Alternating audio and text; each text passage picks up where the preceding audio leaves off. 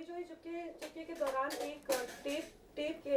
भी बरामद हुई थी जो टैग की गई थी कि सलमान और ऐश्वर्या बात कर रहे हैं, जिसमें सलमान ने काफ़ी चीज़ें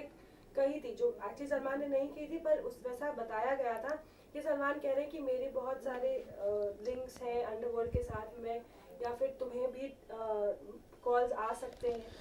नहीं, वो आरोप थे, देखिए जब चूंकि वो मुकदमा चल चुका अदालत के सामने और अदालत ने उस पर अपना फैसला दर्ज करवा दिया है, तो अब उस पर हम ये कहें कि नहीं वो जो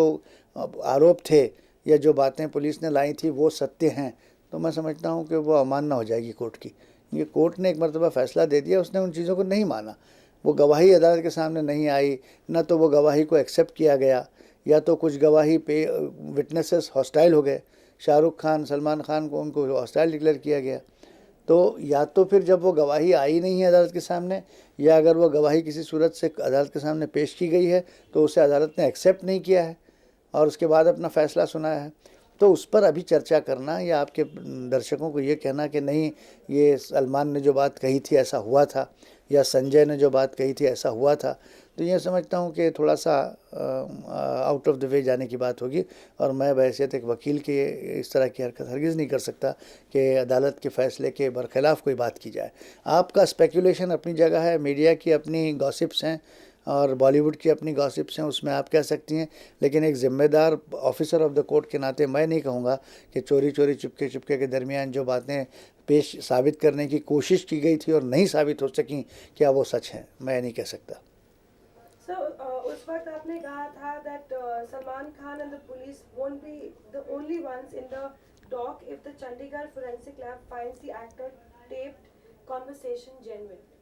तो सर थोड़ा सा नहीं, अब वो तो उसके बाद क्या हुआ ये तो पुलिस का काम है कि भाई पुलिस ने अपने सबूतों को मजबूती के साथ इकट्ठा करें, उसके बाद अच्छी तरह से उनको अदालत के सामने पेश करें ताकि अदालत उस पर अपना निर्णय दे सके, उसे एक्सेप्ट करे। ये काम तो पुलिस का है, हम लोग उसके सिलसिले में क्या कमेंट कर सकते हैं। मैंने ये ज़रूर कहा था कि अगर कोई ऐसी गतिविधि सिद्ध हो जाती है तो उसके परिणाम स्वरूप बहुत सारी बातें सामने आ सकती हैं, लेकिन जो ऐसा हुआ नहीं है तो फिर उसके सिलसिले में कहना बेकार है। सर फिर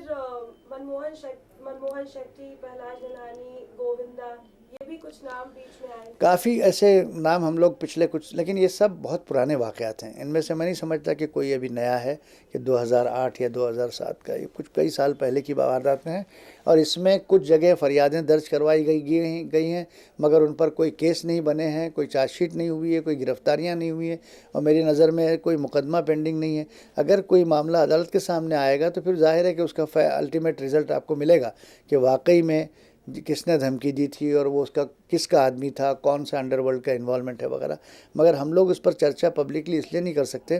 कि पहली चीज़ तो अगर कुछ है नहीं तो क्या कहा जाए। सिर्फ किसी को फ़ोन आ गया और किसी ने कह दिया कि मैं फ़लाँ का आदमी हूँ, तो उसकी कोई जांच नहीं हुई है, उस पर कोई तस्दीक नहीं हुई है, उसके बारे में कोई सबूत इकट्ठा नहीं हुआ है, तो उस पर चर्चा और उसका कोई फ़ैसला भी हो गया तो उस पर हम क्या चर्चा कर सकते हैं। अगर आप थोड़ा डिटेल में बता सकें। नहीं, मुझे इस सिलसिले में मैंने देखिए आपके मीडिया के माध्यम से ही मुझे ये जानकारी मिली थी कि यकीन उन सांता क्रूज़ में कहीं उनकी गाड़ी पर किसी ने गोली चलाई थी और उससे पहले कहीं उन्हें कुछ धमकियां भी पाई थी, मगर वो चूंकि अदालत के सामने आया, पुलिस ने तफ्तीश करके सबूत इकट्ठा करके अदालत के सामने रखे और उसके बाद वो केस का फैसला भी हो गया। अब उस सिलसिले में हम क्या कह पाएंगे आपसे। सर राजीव राय जो कई इंडस्ट्री के लोगों को इस तरह से धमकियां आती रही हैं उस पीरियड में, पीक टाइम में जब अंडरवर्ल्ड का इन्वॉल्वमेंट बॉलीवुड से बहुत ज़्यादा हो गया था और उस वक्त कुछ लोगों ने, मैं समझता हूं कि 50% से ज़्यादा लोगों ने तो फरियादें भी नहीं दर्ज करवाई। 50% से ज़्यादा हमारा अपना मानना है कि वो लोग खामोशी से धमकियां सुन के या तो उनकी बात मान ली या किसी और तरीके से उस धमकियों को उन्होंने फेस कर लिया। और जो 50% से कम फरियादें दर्ज करवाई गई हैं उसमें सिर्फ कंप्लेन लॉन्च करने के बाद में कहीं कुछ आगे मामला बढ़ा नहीं, कोई चार्जशीट नहीं बनी, कोई गिरफ्तारी नहीं हुई, कोई मुकदमे नहीं चले। जो कुछ 2-1 मुकदमे चले हैं उसमें से 2-4 मुकदमे शायद अभी भी पेंडिंग हैं, जैसा हमने बताया कि अजीत देवयानी का केस पेंडिंग है, तो वो उनके फैसले अदालत करेगी, मगर वहाँ भी टिक नहीं पाते क्योंकि सबूत में उतने ठोस सबूत अदालत के सामने नहीं आते कि अदालत उसमें किसी अंडरवर्ल्ड के किसी बॉस को दोषी ठहरा के कोई फ़ैसला दे तो जो बड़ी ख़बर बन जाए। मैं समझता हूँ ऐसा कुछ नहीं हुआ अब तक।